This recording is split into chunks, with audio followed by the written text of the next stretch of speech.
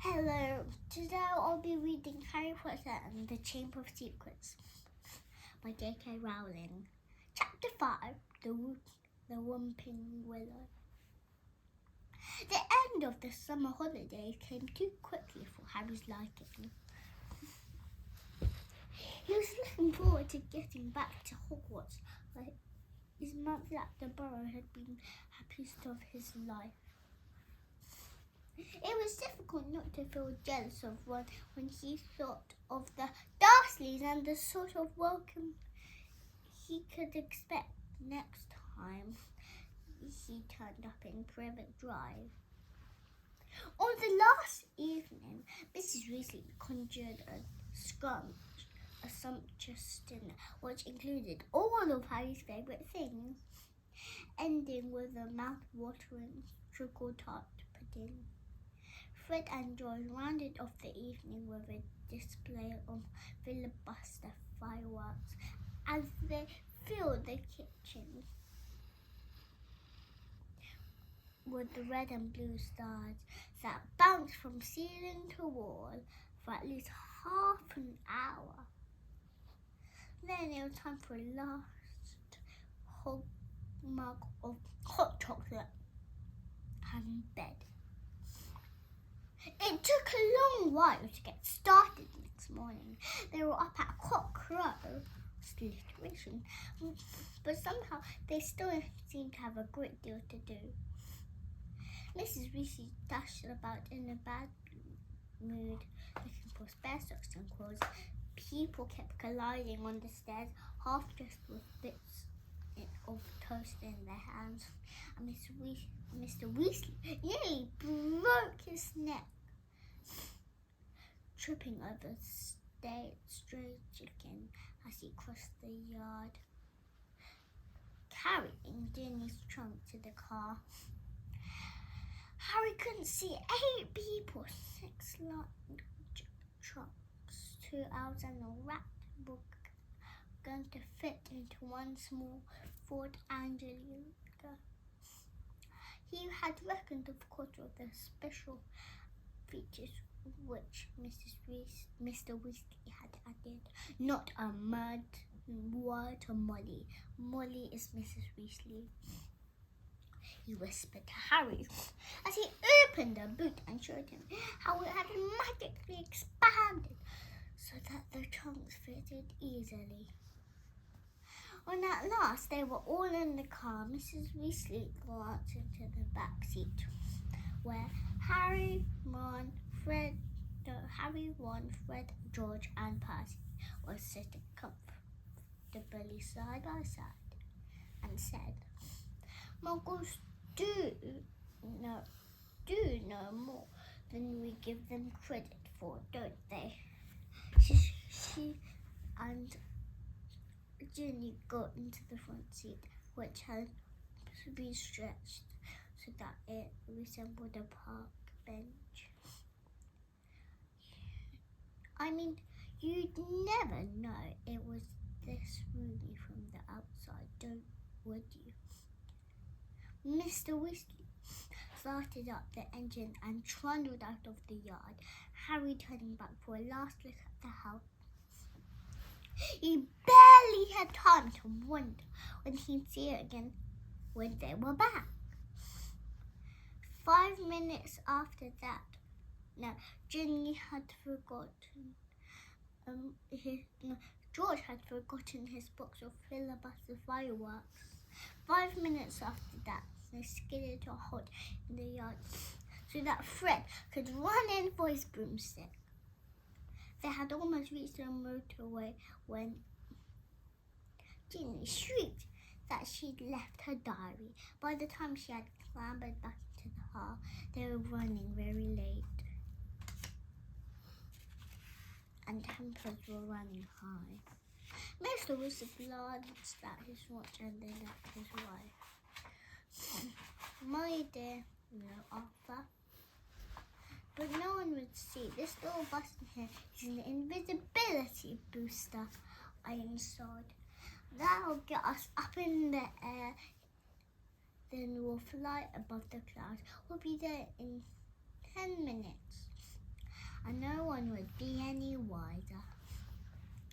I said no, Arthur, not in broad daylight. They reached King's Cross to 11:15. Mr. Weasley dashed across the road to get trolleys for their trunks, and then they all hurried into the station. Harry had caught the Hogwarts Express the previous year. The tricky bit was going onto the platform.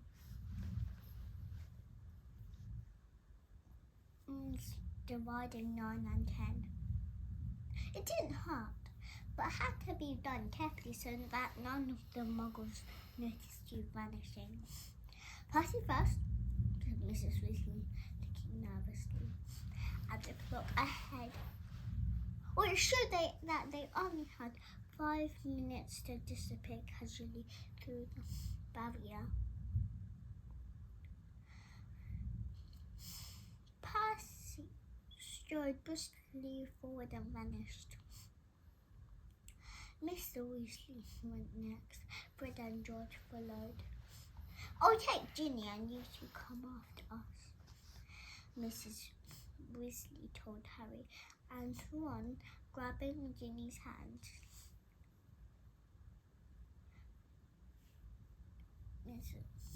Mrs. Weasley told Harry and Ron, grabbing Ginny's hand and setting off. In a blink of the eye, they were gone. Well, let's go together. We've only got a minute, Ron said to Harry. Harry made sure that Hedwig's cage was safely wedged on top of his trunk and wheeled his trolley about to face the barrier. He felt perfectly confident. This wasn't nearly as comfortable as using flu powder. Both of them bent low over the handles of their trolleys and walked purposefully towards the barrier, gathering speed. A few feet away from it, they broke into a run and crash. Both trolleys hit the barrier and bounced backwards. Ron's trunk fell off with a thump. Harry was knocked off his feet, and Hedwig's cage bounced onto the shiny floor and she rolled away, shrieking ignorantly. People all around them stared, and a guard nearby yelled, "What the in blazes do you think you're doing? Lost control of the trolley." Harry gasped, clutching his ribs as he got up. Ron ran to pick up Hedwig, who was causing such a scene that there was a lot of muttering about cruelty to animals in the surrounding crowd. Why can't we get through? Harry hissed to Ron. I don't know. Ron looked wildly around. Dozens of curious people were still watching. We're going to miss the train. I don't know why. The gateway sealed itself. Harry looked up at the giant clock with a sickening feeling in the pit of his stomach. 10 seconds, 9 seconds. He wheeled his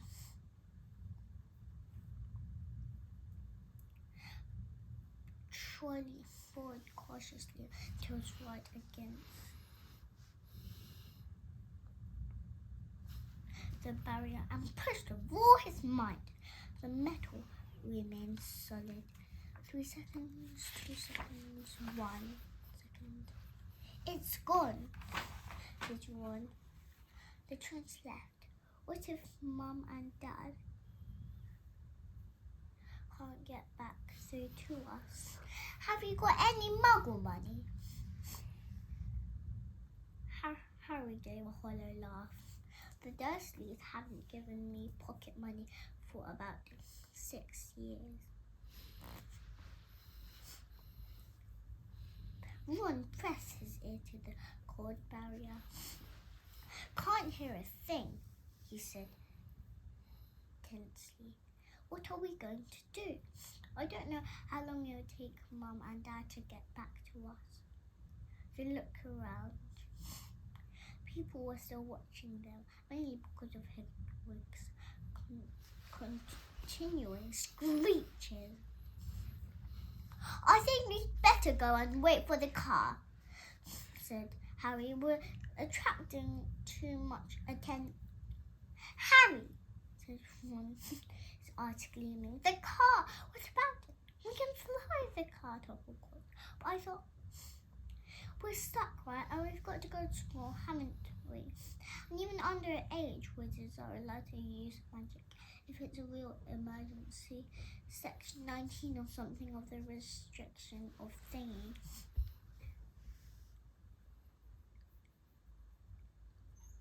Harry's feelings of panic turned suddenly to excitement. "Can you fly it?"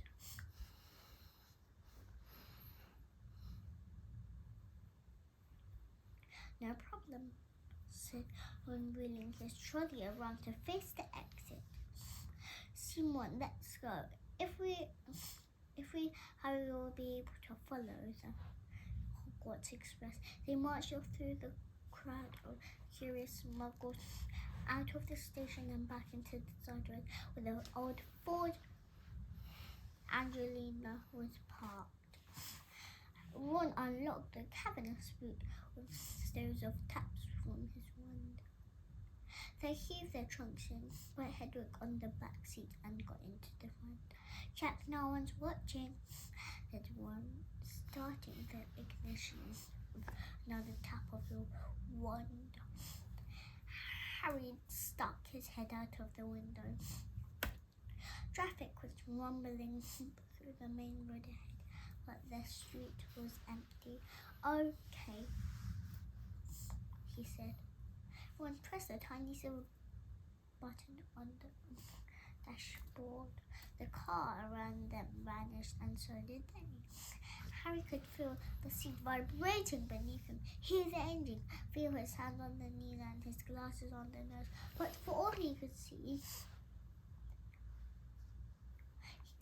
he had became just a pair of eyeballs, floating a few feet from the ground in a dingy street full of parked cars. "Let's go," said Ron, the voice from his right. The ground and the dirty buildings on each side faded away, dropping out of sight as the car rose. In seconds, the whole of London lay, smoky and glittering below them. There was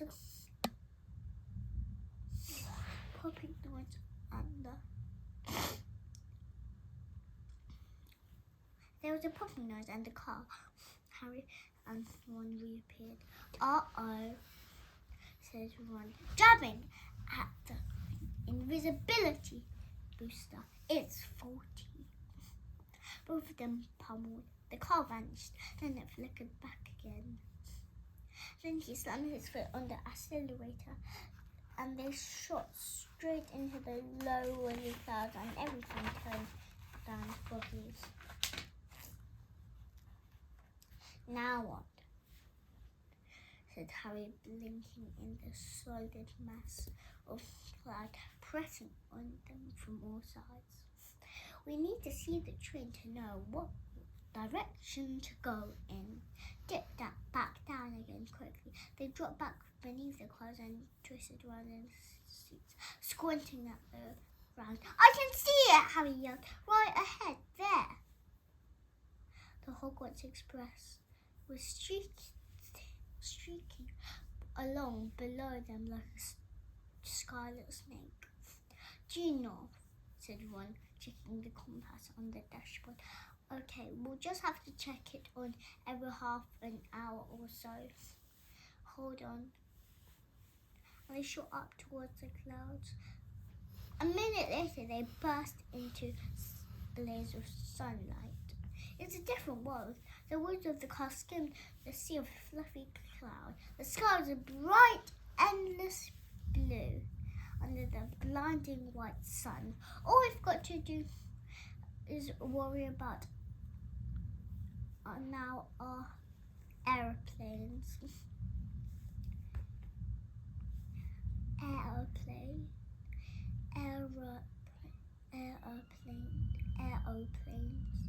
aeroplanes, said Ron. They looked at each other and started to laugh for a long time. They couldn't stop. It was as this that they had been plunged into a fabulous dream. This, thought Harry, was surely the only way to travel. Past worlds and turrets of snowy cloud in a car full of hot, bright sunlight, and with a pack of toffees in the glove compartment, and a prospect of seeing Fred and George's jealous faces when they landed smoothly and spectacularly on the sweeping lawn in front of Hogwarts Castle. Several uneventful hours later, however, Harry had to admit that the fun was wearing off. But Harry's t-shirts was sticking to the back of his seat, and his glasses kept sliding down the end of his sweaty nose.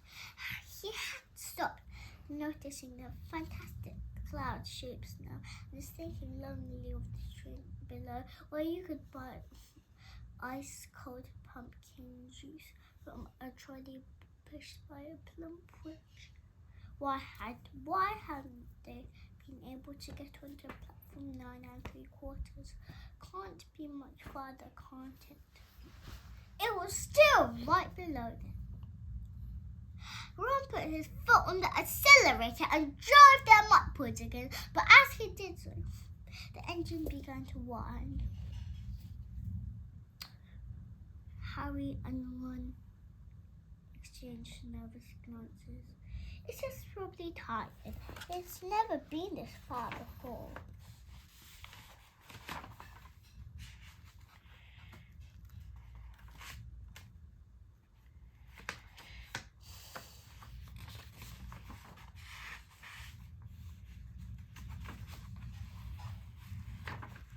Harry opened his mouth to say they'd be able to mend it at school, but he never got started. At the moment, something hit his side of the car, and lurching him sideways into Ron. Just thingy.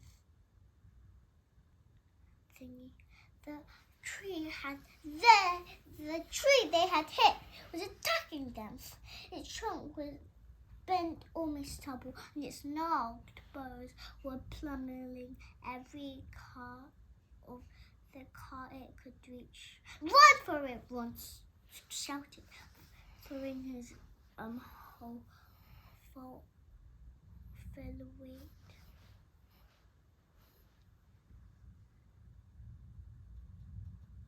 Reverse!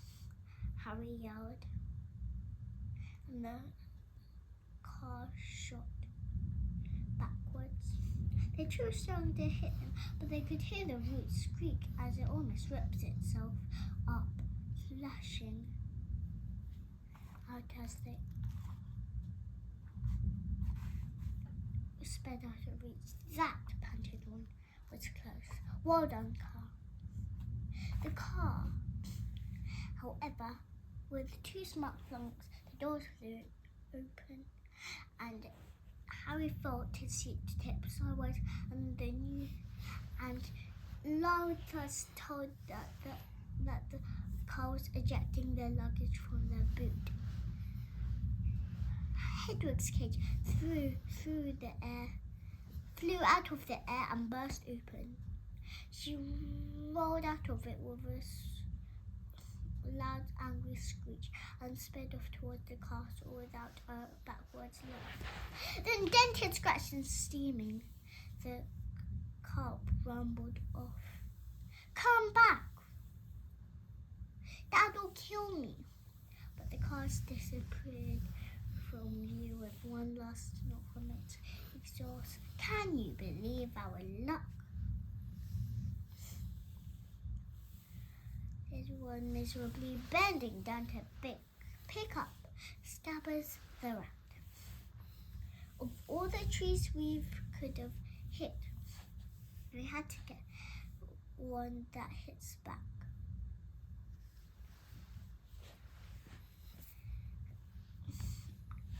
He glanced over his shoulder at the ancient tree which was still flinging its branches threateningly. I think the feat's already started, said Ron, dripping his trunk. Hey, Harry, come and look, it's sorting. Every year, this old hat